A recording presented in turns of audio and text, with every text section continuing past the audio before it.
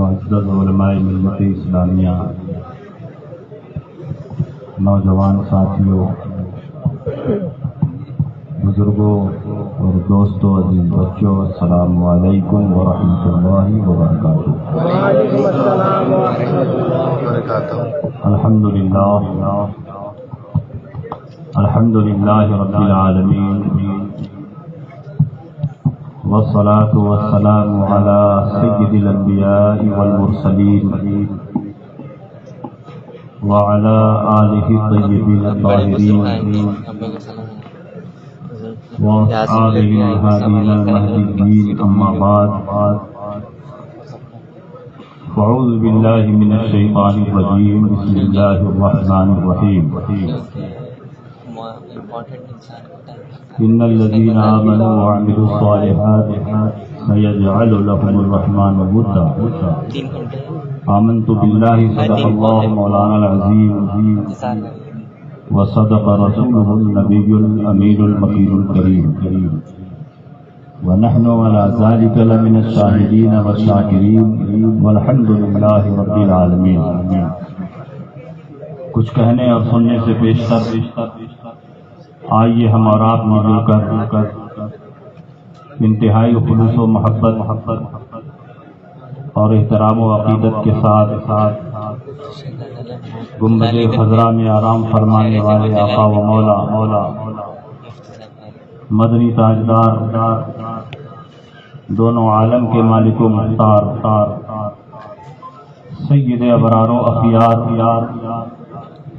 جناب احمد مصطفیٰ محمد مصطفیٰ صلی اللہ علیہ وسلم کی بارگاہ میں جھوم کر درود شریف کا نذرانہ عقیدت پیش کریں اور پڑھیں اللہم صلی علی سیدنا و شفیعنا و حبیبنا و مولانا محمد وبارک وسلم، صلاۃ و سلاما علیک یا رسول اللہ صلی اللہ تعالی وسلم۔ حضرات، آج ہم اور آپ حضور شہزاد رکن پیر طریقت رہبر راہ شریعت پاسبانی مسلک اعلی حضرت علامہ الحاج شاہ مفتی قاری مجیب علی رضوی علیہ الرحمۃ والرضوان کے عرص چہلم میں حاضر ہو کر ان کی بارگاہ میں اپنی عقیدتوں کا خراج پیش کرنا چاہتے ہیں۔ آج کی مقدس تقریب میں جماعت اہل سنت کی مستند اور معتبر شخصیتیں جلوہ افروز ہو چکی ہیں۔ میں دل کی گہرائیوں سے شہزادہ حضور شہباز رکن حضرت علامہ مولانا اویس رضا قادری مدد اللہ العالی کو مبارکباد پیش کرتا ہوں کہ انہوں نے پورے ملک کے دل و دماغ کو اپنے اسٹیج پر جمع کر دیا۔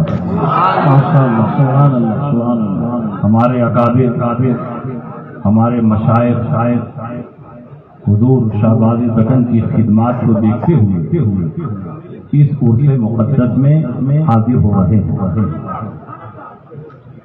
پوسٹر میں شان اہل بیت اور عرص چہلم دونوں عنوان قائم ہے، اس لیے میں انشاءاللہ دونوں عنوانوں پر کچھ باتیں آپ کے سامنے پیش کروں گا۔ وقت بہت طویل نہیں ہے، بہت مختصر ہے، اور میرے بعد میرے محب گرامی ماہر درسیات مفتی برحق پاسبان مسلک اعلی حضرت مناظر اہل سنت حضرت علامہ مفتی اختر حسین علیمی صاحب کی تقریر ہونے، اور جب آپ ان کی تقریر سنیں گے تو مجھ کو بھول جائیں۔ اتنی شاندار تقریر، ایسا عمدہ لب و لہجہ، مسلک کی ایسی بے باک ترجمانی حضرت علامہ مفتی اختر حسین فرماتے ہیں کہ ہم جیسے لوگ بھی ان کی تقریر کو بہت غور سے سنتے ہیں. سبحان اللہ. مجھ سے پہلے جماعت اہل سنت کے عظیم عالم دین مناظر اہل سنت ماہر رد وہابیہ معتمد حضور تاج الشریعہ حضرت علامہ عبد المصطفیٰ حشمتی مدد اللہ العالی کی شاندار تقریر آپ سماعت فرما چکے ہیں.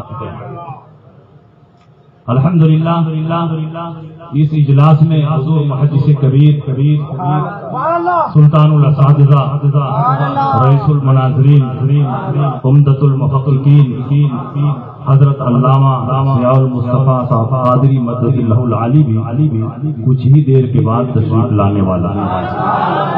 اور ہمارے دلوں کی دھڑکن حضور قائد ملت شہزادے حضور تاج الشریعہ میرے محسن اور کرم فرما حضرت علامہ اسجد رضا صاحب قبلہ دامت فیضہم تشریف لا چکے ہیں، آرام فرما رہے ہیں. انشاءاللہ بہت جلد وہ بھی آپ کی نگاہوں کی زینت بنیں گے. حضور گلزار ملت راہ شریعت حضرت علامہ سید شاہ گلزار میاں صاحب قبلہ واسطی رزاقی مدد اللہ العالی وہ بھی تشریف لا چکے ہیں. جو پورے ملک میں گھوم کر گاؤں دریا دیہات ہر جگہ مسلک اعلیٰ حضرت کا پرچم سبحان اللہ. وہ بھی یہاں تشریف لا چکے ہیں. میں کس کا نام لوں؟ مولانا اویس رضا کو پھر میں مبارکباد دیتا ہوں. اللہ نے نہ جانے کون سی خوبی اور مقناطیسی کیفیت ان کے اندر رکھی ہے کہ ایک فون پر ہم لوگ شہباز دکن کی محبت میں یہاں حاضر ہوتے ہیں. ورنہ علامہ عبد المصطفیٰ مفتی اختر حسین حضور قائد ملت حضور محدث کبیر سے تاریخ لینا کوئی آسان کام نہیں. جوتی گھس جاتی ہے تو تاریخ ملتی ہے. اور یہاں معاملہ ہے کہ ایک فون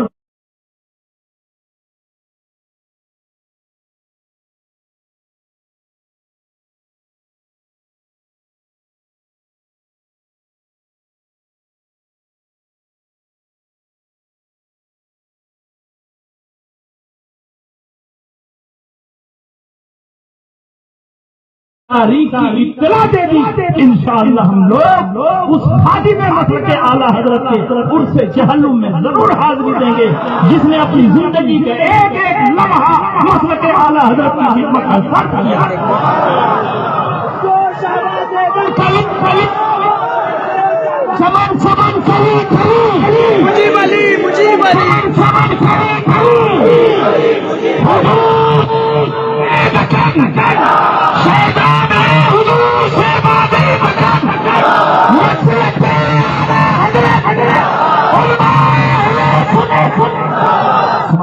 اور میں نے تو بارہا حضرت کی موجودگی میں تقریریں کی. اتنی محبت فرماتے تھے، اتنا نوازتے تھے.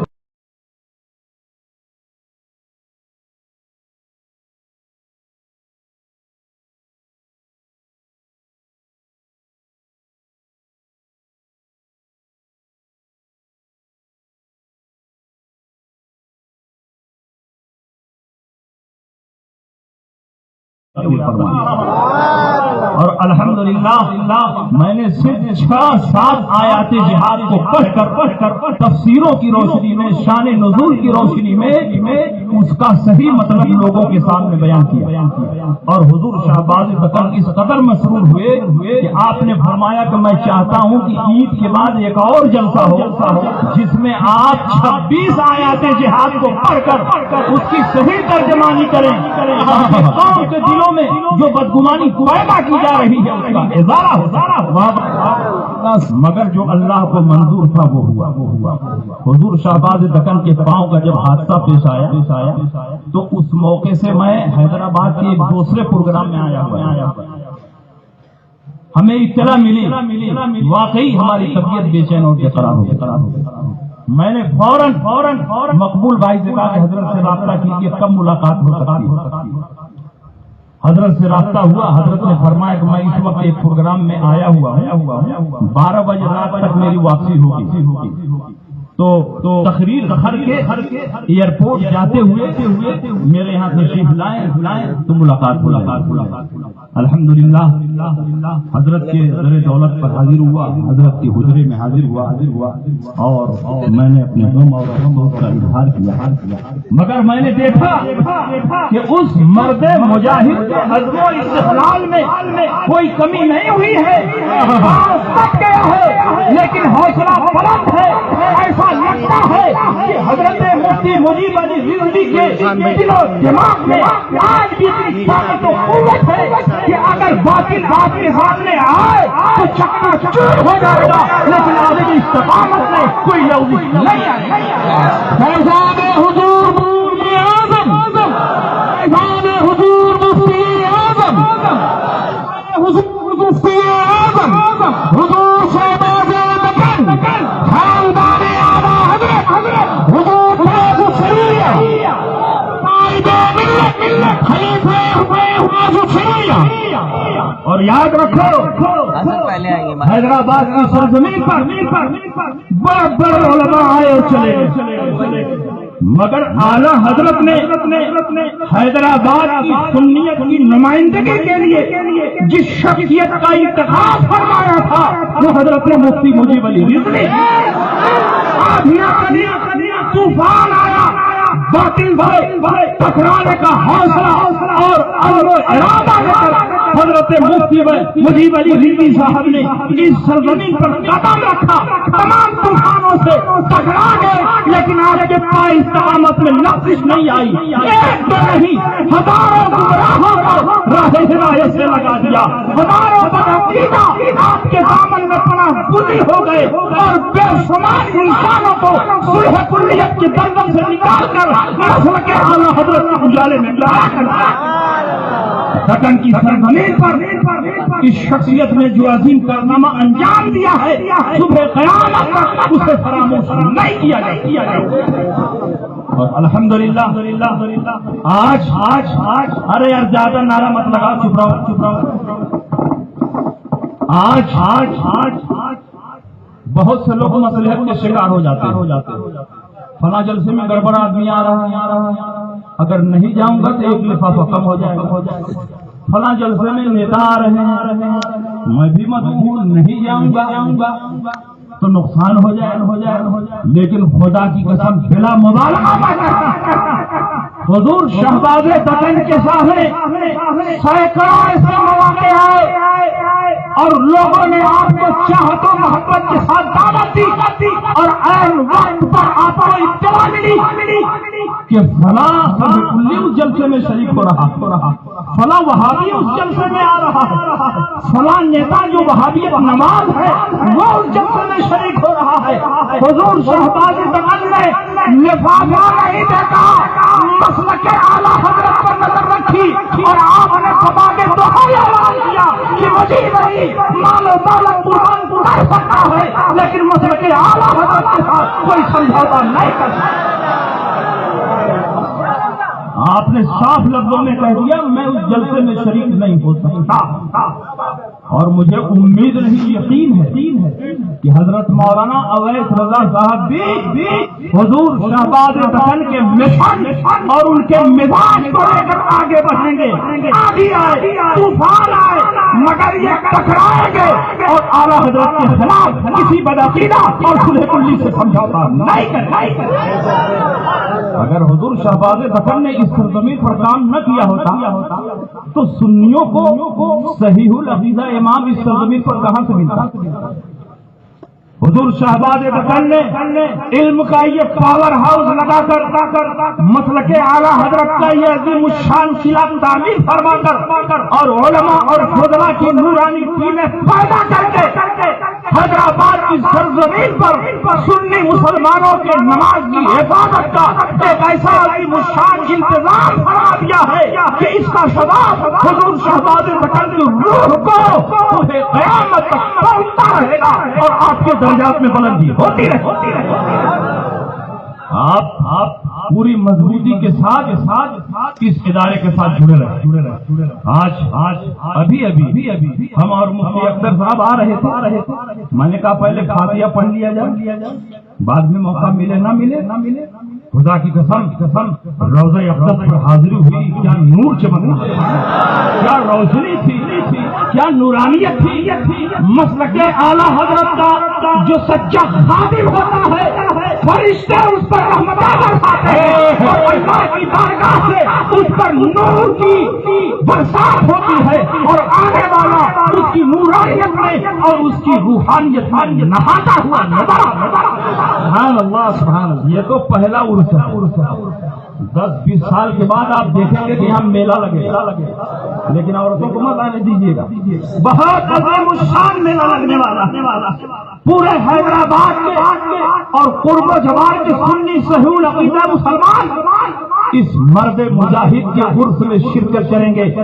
اور یہ عرس چند سالوں کے بعد معمولی عرس نہیں ہوگا.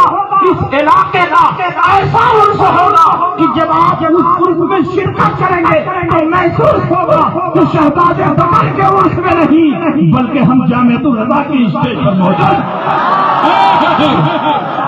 عرس رضوی کا سما ہوگا کیونکہ رضوی دولہا کا عرس ہو رہا ہے, مسلک اعلیٰ حضرت کے شہیدے کا عرس ہو رہا ہے, مفتی اعظم کے لاڈلے کا عرس ہو رہا ہے, مفتی اعظم نے جس کو حیدرآباد کے لیے منتخب کیا, ہمارے مشائخ نے جس کی ذات پر اعتماد فرمایا اور حضور تاج ملت اور حضور تاج الشریعہ نے جن کو اپنی چاہتوں اور محبتوں سے نوازا. سبحان اللہ. کا عرس ہو رہا ہے. اس لیے عرس مجیبی اسی زمانے میں عرس رضوی کا منظر پیش کرتا ہوا اللہ. سبحان اللہ. اور حضرت مفتی مجیب علی رضوی صاحب پوری زندگی صلح کلیہ سے لڑتے رہے. اور یہ سنی نما جو رافضی ہیں انہوں نے بہت زیادہ ان کو پریشان کیا. ہمیشہ صحابہ کی شان میں گستاخی کرتے, مفتی مجیب علی کو اسٹیج لگا کر تقریر کرنی پڑتی. حضرت امیر معاویہ کی شان میں گستاخی کرتے, اسی جامع مسجد سے اس کا دندہ شکن جواب دیتے. حضرت عائشہ صدیقہ پر تہمت باندھتے. حیدرآباد کی سرزمین پر مسلک اعلیٰ حضرت کا یہ سچا نقیب صحابہ کی شان میں گستاخی کرنے والوں کو دندہ شکن جواب دیتا. ایک موقع پر میں حیدرآباد ایئرپورٹ سے گزر رہا تھا. یہاں مجھے اترنا تھا, کہیں جانا تھا. 4-5 گھنٹے کی ڈرائیو پہ جانا تھا. حضرت کو اطلاع ملی, کہا جمعہ کا دن ہے, کہو کہ جمعہ میں تشریف لائیں. میں چاہیے رہا تھا کہ جمعہ پڑھ لوں. حضرت نے کہا یہاں تشریف لائیں اور جمعہ میں آپ کی تقریر بھی. جب میں پہنچا تو حضرت نے یہ نہیں کہا کہ میری فضیلت پہ تقریر کرو, میرے خاندان کی عظمت بیان کرو, میرے ادارے کی اہمیت کو بیان کرو. حضرت نے کہا کہ فلاں نے حضرت امیر معاویہ کی شان میں گستاخی کی ہے, اس لیے آپ حضرت امیر معاویہ کی عظمت پر تقریر کریں اور ایسی تقریر کریں کہ فلاں پاس ہو جائے. الحمدللہ جمعہ سے پہلے میں نے حضرت امیر معاویہ کی شان میں حدیثوں کی روشنی میں اور محدثین کے اقوال کی روشنی میں دندہ شکن تقریر کی, اور الحمدللہ میری تقریر سے سنیوں کا دل و دماغ صاف اور منقع. یہ حضور مفتی مجیب علی رضوی کی شان ہے. اور یاد رکھو ہمیں دونوں سے بچنا ہے.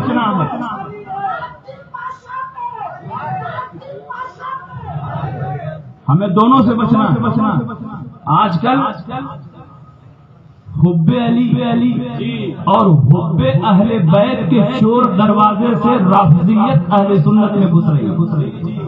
اس کو بھی روکنے کی ضرورت ہے. اور صحابہ کی شان میں گستاخی کر کے یہ رافضیت اہل سنت کو صحابہ سے دور کرنے کی کوشش کر رہی ہے, اور اہل بیت کی شان میں گستاخی کر کے خارجیت کا ماحول بنانے کی کوشش کی جا رہی ہے. اور میں تو ڈنکے کے چوٹ پر کہتا ہوں کہ آج کے دور میں صحابہ کو چھوڑ کر صرف اور صرف اہل بیت کی محبت کا دعویٰ رافضیت ہے, اور اہل بیت کو چھوڑ کر صرف اور صرف صحابہ کی محبت کا دعویٰ خارجیت ہے اور دونوں سے محبت کرنا یہی مذہب اعلیٰ حضرت اہل سنت کا ہے بیڑا پار، اصحاب حضور نجم ہیں اور ناؤ ہے عطرت رسول اللہ۔ الحمدللہ ہم اہل بیت کی بھی تعظیم و تقریب کرتے ہیں اور صحابہ کرام سے بھی محبت کرتے۔ ہم خارجی نہیں ہیں کہ اہل بیت کی شان میں گستاخی کریں، اس لیے ہم پر یہ الزام نہ دیا جائے کہ یہ بریلوی حضرت علی کی فضیلت نہیں بیان کرتے ہیں۔ ہم جب صحابہ کی فضیلت بیان کرتے ہیں، خلفائے راشدین کی فضیلت بیان کرتے ہیں، نبی کے خاندان کی عظمت بیان کرتے ہیں، تو بتاؤ حضرت علی کی فضیلت کا بیان ہوتا ہے کہ نہیں ہے؟ کیا حضرت علی صحابہ میں داخل نہیں ہے؟ داخل ہے، خلفائے راشدین میں داخل ہے، خاندان اہل بیت میں داخل ہے۔ جب ان کی عظمتوں کو ہم بیان کرتے ہیں تو حضرت علی کی عظمت کا بیان ہو جاتا ہے۔ اور الگ سے بھی الحمدللہ رضوی علماء حضرت علی کی عظمت میں تقریریں کرتے، حضرت علی کی محبت کو جانے ایمان سمجھتے، علامت سنیہ سمجھتے۔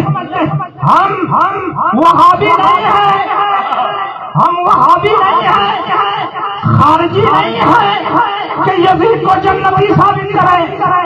ہم یزید کو جنتی بھی نہیں مانتے، بلکہ امام علی مقام کو حق پر مانتے ہیں، یزید کو غلط اور باطل مانتے ہیں۔ اور جو لوگ یزید کو جنتی ثابت کرنے کی کوشش کرتے ہیں، ہم ان کا دندہ شکن جواب دیتے ہیں اور فضائل اہل بیت کو بیان کرتے۔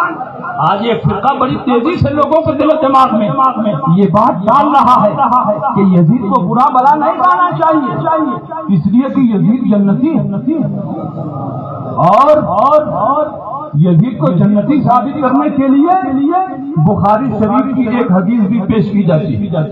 اول جیش من امتی یغزون مدینہ فیصل مغفور لہ، میری امت کا سب سے پہلا لشکر جو مدینہ فیصل پر حملہ آور ہوگا وہ بخشا ہوا ہے، جنتی ہے۔ یہ کہتے ہیں کہ سب سے پہلا لشکر جس نے مدینہ فیصل یعنی قسطنطنیہ پر حملہ کیا اس کا سیپا سالار یزید تھا، اس لیے یزید جنتی ہے، یزید کو برا بھلا نہیں کہنا چاہیے۔ میں کہتا ہوں تمہاری معلومات ناقص ہے۔ بخاری شریف میں یہ حدیث موجود ہے، کہیں مختصراً موجود ہے، کہیں مفصلاً موجود ہے۔ تم نے بخاری شریف کی ایک حدیث پیش کی، میرے سامنے بخاری شریف کی 5-6 حدیثیں جو اسی سے متعلق ہے، کہیں محدثین نے مختصراً بیان کیا ہے، کہیں تفصیلاً بیان کیا۔ بخاری شریف کتاب الاستئذان میں یہ حدیث موجود ہے، بخاری شریف کتاب تعبیر الرؤیا میں یہ حدیث موجود ہے، بخاری شریف کتاب التہجد میں یہ حدیث موجود ہے۔ لیکن اس حدیث کا مصداق یزید پلید نہیں ہے، اس لیے کہ اس حدیث میں قید لگی ہے میری امت کا سب سے پہلا لشکر جو قسطنطنیہ پر حملہ آور ہوگا وہ جنتی ہے، اور جس لشکر نے قسطنطنیہ پر سب سے پہلے حملہ کیا وہ یزید پلید کا لشکر نہیں ہے۔ یزید نے کب قسطنطنیہ پر حملہ کیا؟ اس سلسلے میں کچھ 4 اقوال ملتے ہیں۔ سن 49 میں حملہ کیا، سن 50 میں حملہ کیا، سن 52 ہجری میں حملہ کیا، سن 55 ہجری میں حملہ کیا۔ اٹھاؤ الکامل ابن اسیر، البدایہ والنہایہ، اسد الغابہ، تذکرۃ الحفاظ، امام بدر الدین عینی کی عمدۃ القاری شرح بخاری، ان تمام کتابوں میں لکھا ہوا ہے کہ سن 49 سے پہلے یزید کے حملے کی کوئی تاریخ نہیں ملتی ہے، جبکہ سن 32 میں حضرت امیر معاویہ نے دور خلافت عثمانی میں قسطنطنیہ پر حملہ کیا۔ سن 43 میں بسر بن ابی ارطاق نے قسطنطنیہ پر حملہ کیا، اور سن 44 اور 46 میں حضرت عبد الرحمن بن خالد بن ولید نے قسطنطنیہ پر حملہ کیا۔ تو جس لشکر نے سب سے پہلے قسطنطنیہ پر حملہ کیا وہ اس لشکر کا امیر یزید نہیں ہے، بلکہ اس سے پہلے 4 مرتبہ قسطنطنیہ پر حملہ ہو چکا۔ آپ ذرا اندازہ لگائے اگر اس حدیث کی روشنی میں آپ فیصلہ کریں گے کہ یزید جنتی ہے تو قدم قدم پر ٹھوکر کھائیں۔ یہ حدیث بخاری شریف میں ایک جگہ تفصیلاً موجود ہے۔ حضرت عبادہ بن صامت انصاری رضی اللہ تعالیٰ عنہ کی زوجہ محترمہ ہیں حضرت ام حرام بنت ملحان، نبی اکرم صلی اللہ علیہ وسلم کی بہت چہیتی صحابیہ، سرکار دو عالم ان کے گھر تشریف لے جاتے اور حضرت ام حرام سرکار کو کھانے کے لیے کچھ پیش کرتے۔ ایک مرتبہ سرکار ان کے گھر تشریف لے گئے، ام حرام نے کھانا پیش کیا، سرکار دو عالم صلی اللہ علیہ وسلم نے تناول فرمایا۔ اس کے بعد حضرت ام حرام سرکار کے بالوں میں جوئیں تلاش کرنے لگی، جوئیں تھی نہیں مگر سرکار کے بالوں میں وہ جوئیں تلاش کرنے لگی اور سرکار کی آنکھ لگ گئی۔ کچھ دیر کے بعد سرکار بیدار ہوئے تو مسکرا رہے تبسم فرما رہے۔ ام حرام نے کہا یا رسول اللہ تبسم فرمانے کی وجہ کیا؟ تو فرمایا کہ ابھی مجھے دکھایا گیا کہ اس سبز سمندر میں مجاہدین فی سبیل اللہ ایسے ہی سوار ہیں جیسے بادشاہ تخت پر سوار ہوتا ہے اور وہ سب کے سب بخشائے۔ ام حرام نے کہا یا رسول اللہ دعا فرما دے کہ میں بھی اس میں شامل ہو جاؤں۔ اس دور کی صحابیہ کا یہ عقیدہ تھا کہ نبی جس کو چاہے جنت میں بھیج دے، کیونکہ خالق جنت اگرچہ اللہ ہے لیکن مالک جنت رسول اللہ۔ سے اور جنت سے کیا مطلب؟ وہاں بھی دور ہو، ہم رسول اللہ کے جنت رسول اللہ رسول اللہ صلی اللہ علیہ وسلم نے فرمایا جاؤ تم اس میں شامل ہو۔ پھر سرکار کے بالوں میں جوئیں دیکھنے لگی، سرکار کی آنکھ لگ گئی۔ کچھ دیر کے بعد سرکار بیدار ہوئے، تبسم فرما رہے۔ ام حرام نے کہا یا رسول اللہ اب تبسم فرمانے کی وجہ کیا؟ سرکار نے فرمایا کہ ابھی مجھے دکھایا گیا کہ کچھ مجاہدین فی سبیل اللہ ہیں جو اس سب سمندر میں ایسے ہی سوار ہیں جیسے بادشاہ تخت پر سوار ہوتا۔ کہا یا رسول اللہ میرے لیے دعا فرما دے کہ میں بھی اس میں شامل ہو جاؤں۔ رسول پاک نے فرمایا کہ تم اس میں شامل نہیں ہے، تم پہلے گروہ میں شامل ہو۔ نبی کے جملے کو نوٹ کرو اور تاریخ اٹھا کر دیکھو۔ جب سن 35 میں حضرت عثمان غنی کے دور خلافت میں حضرت امیر معاویہ نے سمندر کے راستے سے قسطنطنیہ پر حملہ کیا تو اس لشکر میں حضرت ام حرام بھی شامل تھی اور سمندر پار کرنے کے بعد گھوڑے پر سوار ہوئی اور دور جانے کے بعد گھوڑے سے گر گئی اور ان کا انتقال ہو گیا۔ اس کے بعد 45 میں جب بسم ابن ابی ارطاق نے قسطنطنیہ پر حملہ کیا تو اس میں حضرت ام حرام شامل نہیں تھی۔ نبی نے فرمایا تھا کہ تم پہلے گروہ میں شامل ہو، دوسرے گروہ میں شامل نہیں۔ اس حدیث کی روشنی میں محدثین نے لکھا ہے کہ حدیث میں جو جنت کی بشارت دی گئی ہے اس میں 3 شرطیں، کیونکہ محدثین کہیں حدیث کو مختصراً بیان کرتے ہیں کہیں مفصلاً، جب دونوں کو جوڑو گے تو پوری بات سمجھ میں آئے گی۔ جنت کی بشارت 3 شرطوں پر دی گئی ہے۔ پہلی شرط یہ ہے کہ یہ حملہ قسطنطنیہ اور استنبول پر ہو۔ دوسری شرط یہ ہے کہ یہ سب سے پہلا حملہ، اور تیسری شرط یہ ہے کہ یہ حملہ سمندر کے راستے سے مجاہدین جا کر کرے، خشکی کے راستے سے نہیں۔ تاریخ اٹھا کر دیکھو یزید ولید نے اگرچہ قسطنطنیہ پر حملہ کیا ہے لیکن اس میں 2 شرطیں نہیں پائی جا رہی ہیں، کیونکہ سب سے پہلے انہوں نے حملہ نہیں کیا اور سمندر کے راستے سے جا کر حملہ نہیں کیا، اس لیے وہ جنت کا مستحق نہیں ہے، بشارت کا مستحق نہیں ہے۔ بشارت کے مستحق وہ مجاہدین ہیں جو سمندر کے راستے سے سب سے پہلے قسطنطنیہ پر حملہ کیا ہے۔ یزید ولید جنتی نہیں ہے بلکہ حضرت امیر معاویہ جنتی ہے، بسم ابن ابی ارطاق جنتی ہیں، عبد الرحمن ابن خالد ابن ولید جنتی ہیں۔ بے شک سبحان اللہ۔ اور اگر واقعی تم یزید کو جنتی سمجھتے ہو تو مسجد میں اپنے دل پر ہاتھ رکھ کر دعا کرو کہ اے اللہ ہمیں بھی وہی ٹھکانہ عطا فرما جو یزید کا ٹھکانہ ہے۔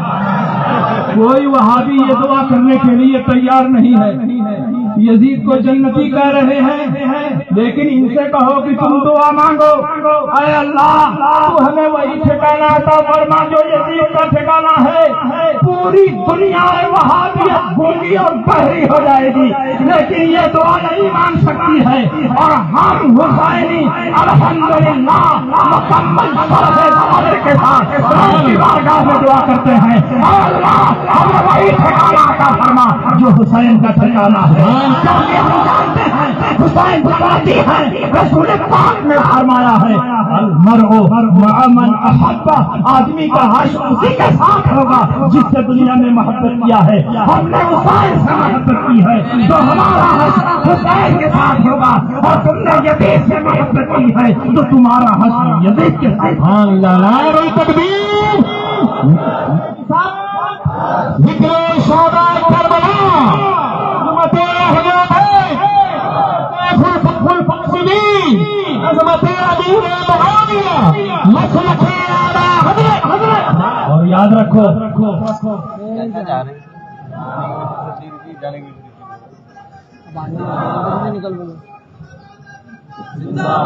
اور یاد رکھو تم یزید کو جنتی ثابت کرتے کرتے جہنم میں پہنچ جاؤ، جنتی ثابت نہیں کر پاؤ۔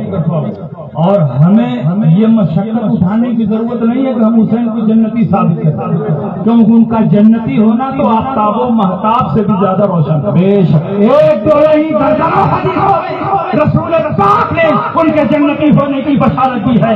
اللہ کے نبی نے ارشاد فرمایا الحسن والحسین سیدا شباب اہل الجنہ، حسن اور حسین جنتی جوانوں کے سردار ہیں۔ جو جنتی جوانوں کا سردار ہوگا وہ جوانوں سے پہلے جنت میں جائے گا۔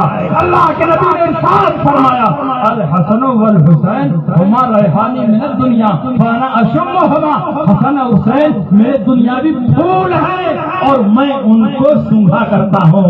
اور اللہ کے نبی سید عالم صلی اللہ علیہ وسلم حسین کی زبان کو ایسے ہی چوستے تھے جیسے ہم اور آپ گٹھلی چوستے ہیں۔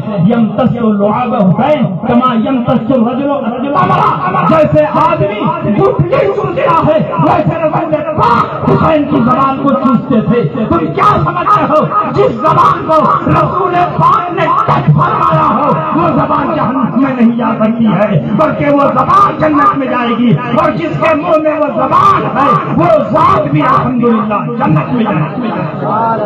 اللہ کے نبی نے فرمایا من سرہ ان ینظر الی سید شباب اہل الجنہ فلینظر الی ھذا، جسے یہ بات پسند ہو کہ جنتی جوانوں کے سردار کو دیکھے وہ میرے اس حسین کو دیکھے۔ اللہ کے نبی سید عالم صلی اللہ علیہ وسلم نے ایک دو نہیں متعدد حدیثوں میں حضرت امام حسن اور حضرت امام حسین کے جنتی ہونے کا اعلان فرمایا ہو۔ اللہ کے نبی سید عالم صلی اللہ علیہ وسلم نے صرف حسین ہی کی عظمت نہیں بیان کی بلکہ حضرت علی کی عظمت بیان کی، حضرت فاطمہ الزہرا کی عظمت بیان کی۔ حضرت فاطمہ کی شان تو یہ ہوگی کہ اہل محشر کو ندا دی جائے گی یا اہل المحشر نکسوا رؤوسکم وغضوا ابصارکم فإن فاطمة بنت محمد تمر مع 70 ألفا من حور العين۔ اپنی اپنی گردنیں جھکا لو، نگاہیں بند کر لو، کیونکہ سلسلہ سے کوئی اور نہیں خاتون جنت حضرت فاطمہ الزہرا گزرنے والی ہے، اور حضرت فاطمہ 70,000 حوروں کے ساتھ سلسلہ سے گزرے گی۔ سبحان اللہ۔ اور یہ شان کس کی ہے؟ حسین کی ماں کی شان۔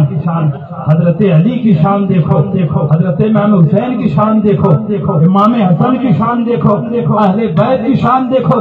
الحمدللہ ہم تو اہل بیت سے بھی محبت کرتے ہیں اور صحابہ سے بھی محبت کرتے ہیں، اس لیے کہ رسول پاک نے دونوں سے محبت کرنے کا حکم دیا۔ اور یہ بتائیے کہ یزید کے اعمال اور افکار کے بارے میں جتنی اچھی تحقیق اس دور میں ہو سکتی تھی آج کے دور میں ہو سکتی ہے۔ جو لوگ یزید کے زمانے کے تھے وہ زیادہ بہتر بتا سکتے ہیں کہ یزید کیسا متقی اور پرہیزگار تھا یا پاکی اور گنہگار۔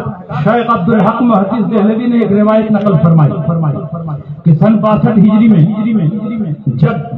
جب مدینہ منورہ میں محمد ابن عثمان ابن ابی سفیان حاکم بن کر آئے اور یزید نے حکم بھیجا کہ اہل مدینہ سے میری بیعت لاؤ. انہوں نے اہل مدینہ سے بیعت کا مطالبہ کیا. اہل مدینہ نے کہا کہ ہم نے تو سنا ہے کہ یزید فاسق و فاجر ہے، شرابی ہے، تارک الصلاۃ ہے، محرمات کے درمیان نکاح کو فروغ دیتا ہے. ایسے پاپی اور گنہگار کے ہاتھ پر ہم بیعت نہیں کر سکتے. محمد ابن عثمان ابن ابی سفیان ٹھیک ٹھاک آدمی تھے.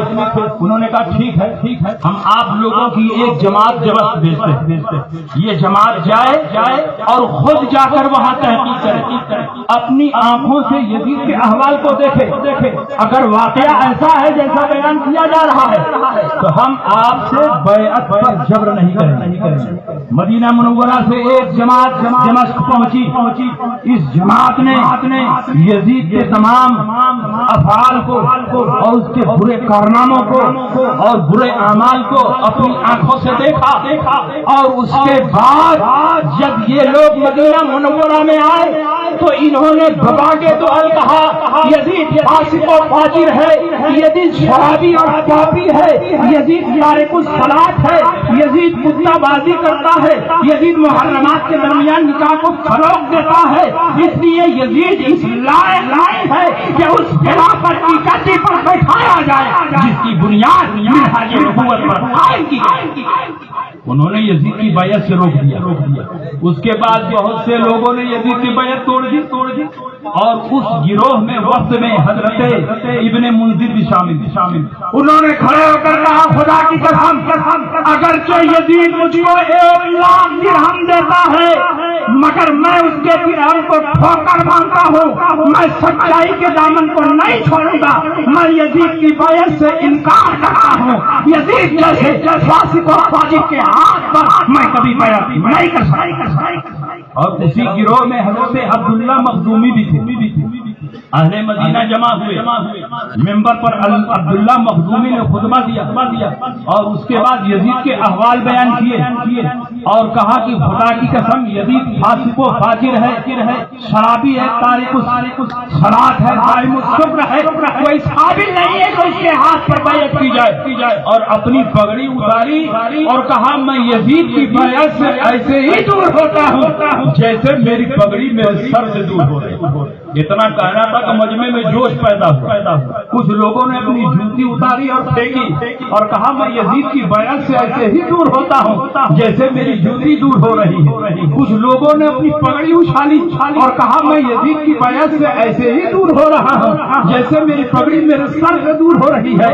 راویہ نے حدیث کا بیان ہے پورا مجمع پگڑیوں اور جوتوں سے بھر گیا. یہ اس دور کے لوگ جو یزید کے احوال کو اپنی آنکھوں سے دیکھ رہے تھے انہوں نے بیان کیا کہ یزید اس لائق نہیں ہے کہ یزید کے ہاتھ پر بیعت کی جائے. اور آج 1200 سال کے بعد یہ وہابی جو خارجیوں کی ناجائز اولاد ہے یہ یزید کو جنتی ثابت کرنے کی کوششیں کر رہے ہیں. اس دور کا محقق یزید کے بارے میں ویسی تحقیق نہیں کر سکتا جیسی تحقیق یزید کے معاصرین نے پیش کی. اس لیے یزید جنتی نہیں ہے، جنتی ہمارے حسین. حضرت عبداللہ ابن حنظلہ غسیل الملائکہ تو فرماتے ہیں واللہ ما خرجنا علی یزید حتی خفنا ان نرمی بالحجارۃ من السماء وانه رجل ينكح امهات الاولاد والبنات والاخوات ويشرب الخمر ويدعو الصلاة. خدا کی قسم ہم نے یزید کے خلاف اس وقت تک خروج نہیں کیا جب تک یزید کی بدعملیوں کی وجہ سے ہمیں اس بات کا خوف نہیں ہو گیا کہ اب اگر ہم نے آواز نہیں اٹھائی تو آسمان سے پتھروں کی بارش ہو جائے گی، اللہ کا عذاب ہو جائے گا. کیونکہ یزید ایک ایسا آدمی تھا جو ام الولد بیٹیوں اور بہنوں سے نکاح کرتا تھا، جو مسلسل شراب پیتا تھا، نمازیں چھوڑتا تھا. اس دور کے لوگ بتائیں کہ ام الولد سے یزید نکاح کر رہا ہے. اس دور کے لوگ بتائیں کہ یزید قائم الصبر ہے. اس دور کے لوگ بتائیں کہ یزید تارک الصلاۃ ہے. اور 1200 سال کے بعد یہ وہابی جن کے رگ اور ریشے میں خارجیت کا خون دوڑ رہا ہے یہ کہہ رہے ہیں کہ یزید جنتی ہے. یزید کو جنتی بتانا یہ اہل بیت کی عداوت و دشمنی. اس لیے آپ پوری مضبوطی کے ساتھ مسلک اعلیٰ حضرت پر قائم حضور شہباز دکن کے عرس میں آپ تشریف لائے ہیں حضور شہباز دکن نے کیا پیغام دیا؟ کربلا کی سرزمین پر امام حسین نے جو پیغام دیا تھا پوری زندگی شہباز دکن نے وہی پیغام دیا۔ 7ویں محرم الحرام جب حضرت امام حسین کربلا کی سرزمین پر پہنچتے ہیں اور ظہر کی نماز کا وقت ہوتا تو آپ یزیدیوں سے فرماتے ہیں کہ تم لوگ میرے پیچھے نماز پڑھو گے یا الگ نماز پڑھو؟ یہ نہیں فرمایا کہ تم میرے پیچھے پڑھو گے یا ہم تمہارے پیچھے پڑھیں یا تم الگ نماز پڑھو گے۔ 2 آپشن رکھا، تم لوگ ہمارے پیچھے نماز پڑھو گے یا الگ پڑھو گے۔ یہ نہیں فرمایا کہ یا میں تمہارے پیچھے پڑھ لوں۔ یزیدیوں کی تعداد زیادہ تھی، 22,000 کا لشکر جرار وہاں پر موجود تھا، لیکن حضرت امام حسین نے قلت کے باوجود یزیدیوں کی اتباع نہیں کی اور کربلا کی سرزمین سے یہ پیغام دیا کہ حقانیت اور صداقت کی پہچان کثرت و قلت نہیں ہے، جو حق پر ہوگا وہی سچا ہوگا اور اسی کی اتباع کی جائے گی۔ یزیدی اگرچہ زیادہ تعداد میں ہے لیکن حق سے منحرف ہو گئے ہیں، اس لیے ہم یزیدیوں کی اتباع نہیں کر سکتے۔ حضور شہباز دکن ہمیشہ یہی بتاتے رہے کہ تم حج میں جاتے ہو، ان کی تعداد کو دیکھ کر مرعوب ہو جاتے ہو، ان کے امام کے پیچھے نیت باندھ کر کھڑے ہو جاتے ہو اور یہ کہتے ہو کہ اتنی بڑی تعداد کیسے گمراہ ہو سکتی ہے۔ امام حسین نے کربلا کی سرزمین سے یہ پیغام دے دیا ہے کہ حق پر وہی ہوگا جو رسول اللہ کی سنت پر چلنے والا ہو، رسول اللہ کے دین پر قائم ہو۔ کثرت یہ حق کی پہچان نہیں ہے بلکہ رسول اللہ کے دین پر مضبوطی کے ساتھ قائم رہنے والا یہی حق صداقت کا لمبردار۔ آپ پوری زندگی مسلک اعلیٰ حضرت پر کھٹے حضور شہباز دکن کی زندگی میں بڑے بڑے مسائل، بڑی پریشانیاں آئیں، لوگوں نے آپ کو یہاں سے ہٹانے کی بڑی کوششیں کی، لیکن اعلیٰ حضرت اور مفتی اعظم نے جن کو یہاں بھیجا ہو اس کو دنیا کی تمام باطل طاقتیں مل کر بھی ہلانا چاہیں وہ خود ہل جائیں گی لیکن اس کے پائے قیامت میں لغزش نہیں آئے گی۔ اپنے 56 سالہ دور میں حضور شہباز دکن نے پوری ملت اسلامیہ کے دین و ایمان کی ایسی خدمت فرمائی کہ آج دنیا سے چلے گئے لیکن ان کا تذکرہ ہو رہا ہے، ان کا کارنامہ بیان کیا جا رہا ہے، ان کی خدمات کو سراہا جا رہا ہے اور الحمدللہ ایک وقت آئے گا کہ پورا دکن حضور شہباز دکن کے قدموں میں جھکتا ہے۔ اس دور میں صلح کلیت بڑی تیزی کے ساتھ پھیلی، کسی کو برا نہ کہو، ادھر بھی رہو ادھر بھی رہو، 50-50 بسکٹ کھانے میں تو اچھا لگتا ہے، دین اور مذہب میں 50-50 نہیں چلے گا، یا تو ادھر رہو یا ادھر رہو، دین میں مکمل طور پر داخل ہو جاؤ۔ ان کو برا مت کہو، ان کو برا مت کہو، ان کو کافر نہ کہو، کسی کو کافر نہ کہو، جتنے کلمہ کو ہیں سب حق پر ہیں معذاللہ۔ اگر تمام کلمہ کو حق پر ہوتے تو صدیق اکبر مانعین زکات سے جہاد نہ فرماتے، اگر تمام کلمہ کو حق پر ہوتے تو حضرت علی خارجیوں سے جہاد نہ فرماتے، اگر تمام کلمہ کو حق پر ہوتے تو امام احمد بن حنبل اپنی پشت پر کوڑے نہ کھاتے۔ حضرت صدیق اکبر نے مانعین زکات سے جہاد فرما کر صبح قیامت تک کے لیے یہ میسج اور پیغام دے دیا ہے کہ صرف کلمہ پڑھنا آدمی کے مسلمان ہونے کے لیے کافی نہیں ہے، جب تک تمام ضروریات دین کو دل سے تسلیم نہ کر لے، کلمہ پڑھے اور کسی ایک امر ضروری کا انکار کر دے تو وہ آدمی ہرگز